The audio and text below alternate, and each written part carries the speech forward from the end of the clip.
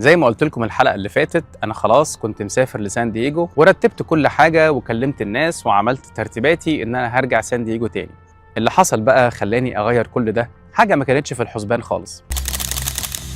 كان في صديق سوري اتعرفت عليه اول ما وصلت ويتشتا فولز، كان شاب زينا من نفس السن. كان في صفه مهمه جدا انا شايف ان كل صديق لازم يتحلى بيها، كان في حته ان هو نون جادجمنتال، يعني مش بيحكم عليك ولا بيحكم على افعالك سواء كانت صح او غلط، هو بس بيحاول يشجعك ويدفعك لقدام ويقول لك ان انت احسن من كده كتير، فاستمر يا معلم وكمل يا معلم. وفي ناس ليها طريقه تانية ممكن تشتغل معاك، في حد بيواجهك بمشاكلك وبيقول لك لا انت غلط ولازم تسترجل وتشد حيلك، كده ما ينفعش. بس انا مش من الناس اللي بينفع معاها ده خالص، انا من الناس اللي بحب التحفيز والتشجيع حتى لو بعمل حاجات غلط. وخلي بالك دي مش طبطبه، الصديق الحقيقي في رايي ممكن جدا يقول لك على اخطائك، مش لازم ابدا يقول لك ان انت غلطت وكده غلط ويسيبك، لان ده ساعتها بيحسسك ان مفيش فايده في اللي انت بتعمله وهتفضل في الخطأ ده على طول. طب يا عم قال لك ايه بقى الدكتور السوري صديقك دوت؟ شوقتنا. هو فعلا قال لي حاجه خلتني ما اسافرش سان دييجو واكمل في المعادله كمان مره.